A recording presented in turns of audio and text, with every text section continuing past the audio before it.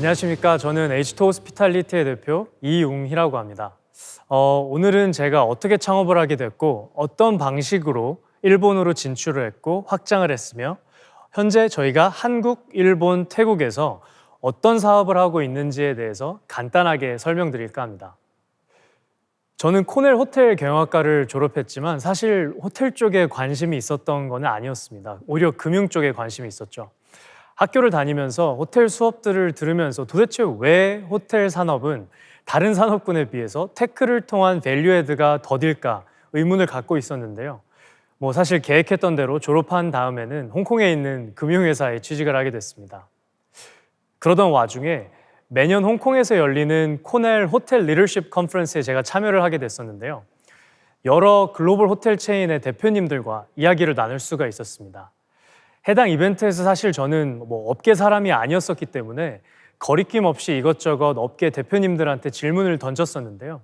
메리어트 대표님한테 힐튼과 당신의 차이가 무엇인가요? 아니면 하얏트 대표님한테 스타우드와 당신의 차이가 무엇인가요? 라는 말도 안 되는 질문들을 던졌었습니다. 제가 듣고 싶었던 답변은 우리는 이런 테크를 이용해서 운영 효율을 더 높이고 있다는 형태의 답변을 듣고 싶었는데요. 제가 들었던 대부분의 답변은 우리는 이런 럭셔리 브랜드를 갖고 있다. 우리는 이런 지역에 확장을 해 있다. 우리는 이런 로열티 프로그램을 운영 중이다 등의 답변이었습니다. 물론 해당 내용들이 투숙객의 입장에서는 굉장히 중요할 수 있었는데 사실 그 누구도 어떤 식으로 건물의 수익률을 높이고 있다는 내용의 답변이 없어서 굉장히 의아했었습니다. 한 5년 정도 제가 금융권에 있다가 VC에서 한 1년 정도 있었던 상황에서 나도 창업을 한번 도전해보고 싶다는 생각이 들었고 그럼 내가 호스피탈리티 산업에 낙후되어 있는 운영 비효율을 해결해보자라는 열정이 굉장히 컸습니다. 돈이 없었기 때문에 안타깝게도 처음부터 호텔을 위탁 운영을 하거나 마스터리스를 할 수 있는 상황은 아니었습니다. 그래서 어떻게 하면 돈을 들이지 않고 내가 가장 쉽게 객실 안에 들어갈 수 있을까에 대해서 굉장히 고민을 많이 했었는데요. 하우스키퍼가 되기로 했습니다. 당시에 한창 커가고 있던 이런 베케이션 렌탈이라고 하는 에어비앤비 형태의 공유 숙박 객실들을 저희가 6개월 정도 직접 청소를 하면서 호텔 운영의 가장 큰 고정비를 차지하는 하우스키핑 부서를 저희가 어떻게 하면 플랫폼화할 수 있을까에 대한 고민을 하고 비즈니스 모델을 만들었습니다. 청소부에서 시작했던 H2O는 현재 한국과 일본에서 14,000실 정도의 숙박시설들을 종합 위탁 운영하는 기업으로 성장하게 됐습니다. H2O는 사실 물을 뜻하는 원소 기호는 아닙니다. 호스피탈리티 2.0, 즉 다음 세대 호스피탈리티 패러다임을 만들어가자라는 취지에서 사명을 H2O로 하게 되었습니다.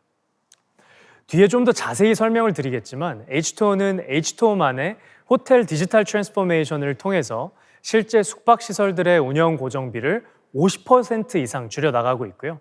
매출은 20% 이상 증가시키고 있습니다. 사실 이를 통해서 업의 본질이라고 할 수 있는 부동산 수익률을 극대화하고 전반적인 호스피탈리티 시장의 패러다임을 변화시켜 나가고 있습니다. H2O가 일본으로 확장하게 되었던 계기는 사실 조금 타의적인 부분이 없지 않았습니다.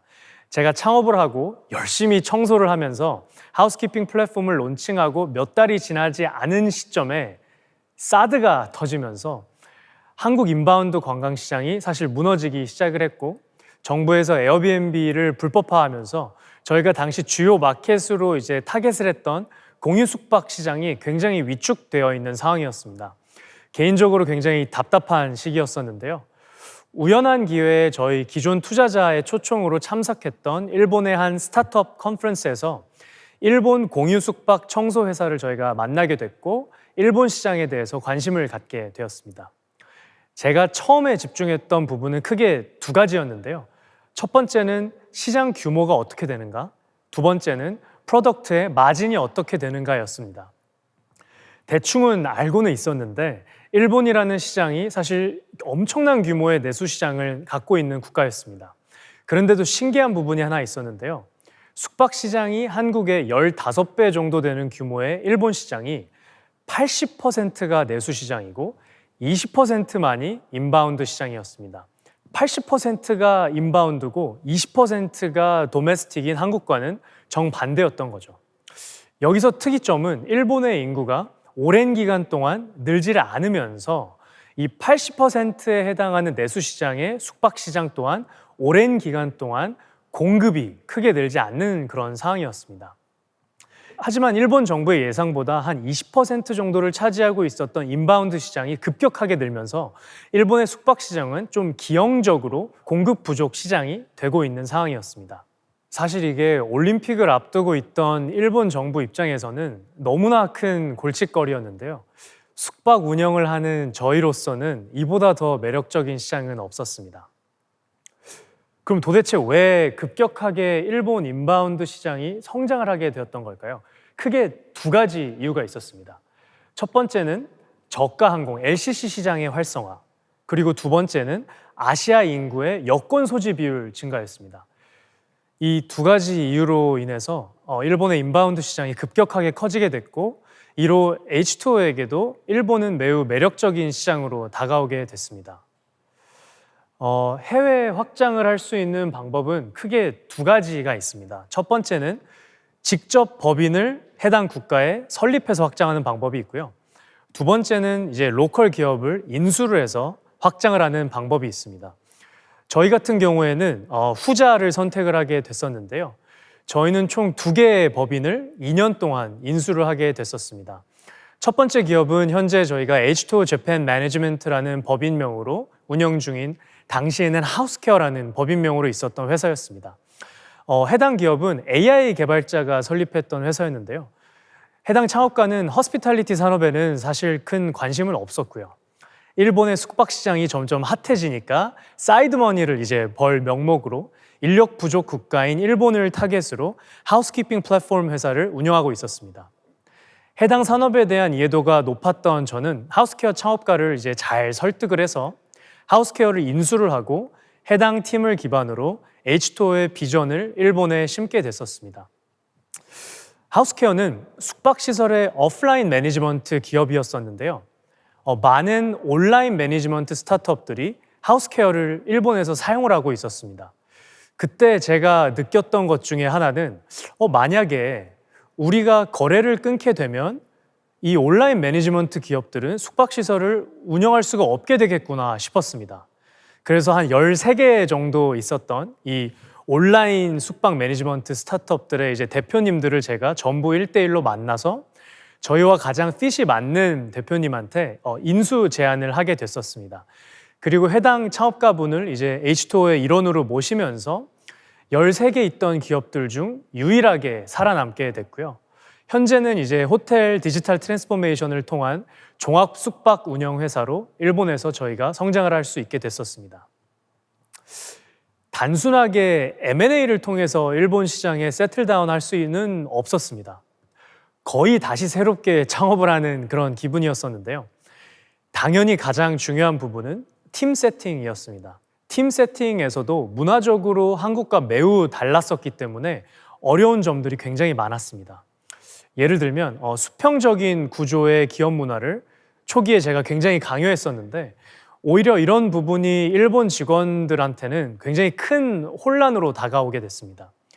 더딘 디시전 메이킹 프로세스가 지속됐고요.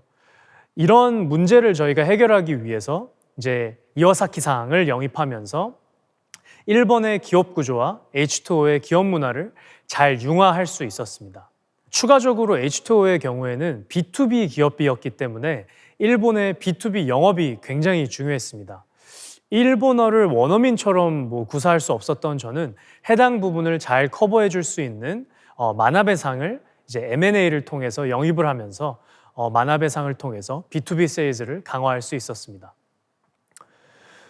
현재 H2O는 더 이상 아웃바운드 세일즈를 일본에서 하고 있지는 않고요. 거의 대부분의 물건들은 인바운드 세일즈 형태로 확장이 되고 있습니다. 하지만 초기에는 이런 여러 파트너들을 모으는 과정에서 굉장히 어려운 부분들이 많았는데요. 한 가지 예로 한국이나 미국의 경우에는 파트너십에 대한 어느 정도의 이제 구두 합의가 이루어지면 서면으로 텀을 정하고 계약을 먼저 진행을 한 다음에 이제 협업을 시작하는 것이 대부분인데요. 일본에서는 협업을 먼저 시작을 하고 계약을 나중에 굉장히 형식적으로 이제 진행을 하는 경우가 대다수였습니다. 뭐 일본에서 사업을 해본 적이 없었기 때문에 저는 당연히 이거를 몰랐고요. 이제 저희가 한 대기업 파트너사와 두 번째 이제 미팅에서 우리 서로 잘 해봅시다 라고 이제 그 상대편 대표님이랑 합의를 하고 제가 이제 사무실로 돌아와서 바로 이메일로 드래프트 계약서를 보낸 적이 있었습니다. 그런데 미팅 이후에 3주가 돼도 답변이 없는 거예요. 평소에 라인 메신저나 아니면 뭐 페이스북 메신저로 거의 매일 소통을 이분이랑 저희가 했었는데 이 해당 기업 자회사 대표님께서 연락이 두절이 되는 상황이 발생을 했었습니다. 상황을 파악을 해보니 제가 계약서를 사전에 협의도 없이 먼저 보냈던 것이 엄청나게 큰 결례였고 해당 대표님이 저한테 굉장히 실망을 하셔서 협업 자체가 거의 파기가 될 그런 상황에 놓인 적이 있었습니다. 이제 상황 파악을 한 다음에 저는 바로 이제 그분의 사무실로 이제 찾아가서 출근 시간에 거의 몇 시간을 기다리고 드디어 그분을 직접 만날 수가 있었고요. 내가 외국인이어서 이런 문화적인 차이가 있었다라면서 사과의 말씀을 드리고 우여곡절 끝에 해당 기업과 파트너십을 맺을 수가 있었습니다. 이런 문화적인 차이가 B2B 영업을 함에 있어서 굉장히 큰 장벽이었었는데요. 사실 이러한 부분들도 알맞은 팀원들을 이제 세팅을 함으로써 쉽게 해결이 될 수 있었습니다. 현재 H2O는 일본에서 호텔, 리조트, 풀빌라, 료칸, 민파쿠, 베케이션 렌탈이죠. 등의 5개 종류의 숙박시설들을 위탁 운영하고 있습니다. 이런 시설들을 저희가 이제 디지털 트랜스포메이션을 통해서 수많은 건물주들에게 더 높은 부동산 수익률을 제공을 하고 있습니다. 저희가 운영하고 있는 시설들은 뭐 이런 베케이션 렌탈도 있고요. 이런 뭐 리조트들이나 뭐 호텔들 아니면은 뭐 이런 그 풀스택 호텔들을 저희가 한국과 일본에서 운영을 하고 있습니다. 개인적으로 저희가 일본이라는 생소한 시장에서도 빠르게 확장을 할 수 있었던 가장 큰 이유는 프로덕트 마켓 핏을 만들어가는 과정에서 업의 본질을 가장 잘 파악했던 것이 아닐까 생각이 됩니다. H2O의 밸류 프로포지션은 굉장히 심플합니다. 우리는 건물주한테 더 많은 돈을 벌어드립니다.가 저희의 밸류 프로포지션입니다. 숙박시설의 디지털 트랜스포메이션을 통해서 과거 100년 넘게 똑같은 방식으로 운영이 됐었던 숙박시설 운영 체계를 바꿈으로써 건물의 수익률이 그만큼 올라가게 되고 숫자로서 프로덕트를 증명하게 됐기 때문에 비록 작은 외국인 기업이었지만 다양한 고객들과 신뢰를 쌓을 수가 있었습니다. 그럼 도대체 H2O의 호텔 디지털 트랜스포메이션 효과는 어느 정도일까요? 결론부터 말씀드리면 굉장히 극단적입니다. 200실 기준의 호텔에는 평균적으로 한 50명에서 60명 정도의 풀타임 직원들이 상주를 하고 있습니다. 뭐 예약실도 있고 하우스키핑도 있고 여러 가지의 백엔드의 오퍼레이션 그런 인력들이 있는데요. 하우스키핑과 이런 시설 관리 등의 용역 인력을 제외하면 이 정도 60명 정도의 풀타임 인력이 있습니다. H2O는 이런 인력 구조를 3명에서 4명으로 90% 이상 감소시키고 있습니다. 이게 어떻게 가능할까요? 그만큼 현재 호텔의 운영은 엄청나게 많은 지류 형태, 그러니까 페이퍼 형태, 그리고 수동 형태로 진행이 되고 있습니다. 실제로 이 50명에서 60명 풀타임 직원들은 자세히 보시면 굉장히 업무를 많이 하고 있습니다. 다만 해당 업무를 자세히 들여다보게 되면 대부분의 업무들이 자동화되거나 기술로 대체될 수가 있는 형태의 업무들이죠. 사실 17년까지만 해도 제가 이런 말을 건물주분들이나 호텔 오퍼레이터들한테 말씀을 드리면 그게 가능하니? 라는 질문을 대부분 이제 해주셨었는데요. 지금은 사실 과거 이제 실적과 데이터들이 굉장히 많기 때문에 이런 질문들은 많이 줄어든 상황이긴 합니다. 저희는 매출도 같이 증가시키고 있는데요. 여러 방법 중에 하나만 설명을 드리면 저희가 굉장히 잘하고 있는 부분은 주중 매출 증가입니다. 사실 뭐 웬만한 4, 5성급 호텔 리조트들은 주말 객실은 어느 곳에 판매를 해도 다 원활하게 판매가 되고 있습니다. 다만 주중의 객실들은 사실 판매가 되기가 굉장히 어려운 상황입니다. 특히 코로나로 인해서 비즈니스 트립 자체가 거의 없어진 상황이기 때문에 주중 객실 매출은 거의 제로에 가까운 수준이죠. H2O는 이를 해결하기 위해서 블루 컬러 워커들을 위한 그런 법인 판매 형태, corporate rate이라고 하는 그런 형태의 플랫폼을 만들었고, 사실 이분들은 주말이 토일이 아니십니다. 시프트 베이스로 일을 하시기 때문에 뭐 월화, 화수, 수목 등이 이제 이분들의 주말이시고, 그렇기 때문에 시설 입장에서는 주중 매출을 높일 수가 있고요. 그 다음에 이런 블루컬러 워커분들 입장에서는 기존 판매 채널 대비 굉장히 낮은 가격에 호텔에 투숙을 할 수 있기 때문에 굉장히 높은 리텐션을 보이고 있는 그런 상황입니다. H2O는 전반적인 호텔 운영의 플로우를 변화시키는 것이 진정한 호텔의 디지털 트랜스포메이션이라고 생각을 하고 있고요. 이를 통해서 근본적인 업계의 문제를 해결해 나가고 있다고 생각을 하고 있습니다.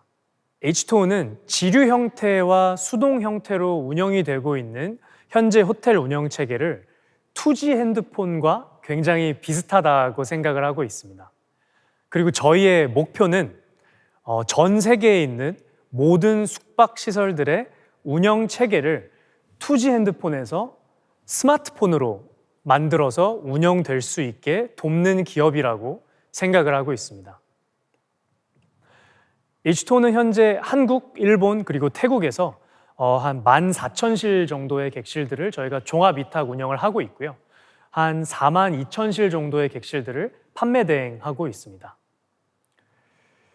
H2O는 2023년 연말까지 100만 실의 객실들을 전 세계적으로 운영하는 것을 지금 목표로 삼고 확장을 해 나가고 있습니다. 제 발표는 오늘 여기까지였고요. 사실 저희가 일본에 진출을 하고 뭐 동남아시아에 진출을 했다라는 거는 결국에는 여기 계신 창업을 준비하고 계시거나 창업을 하시는 분들도 당연히 할 수 있는 거라고 저는 생각을 하고 있습니다. 이렇게 바쁘신 와중에 저희 H2O에 대한 설명 그리고 저의 발표를 들려주셔서 진심으로 감사드립니다.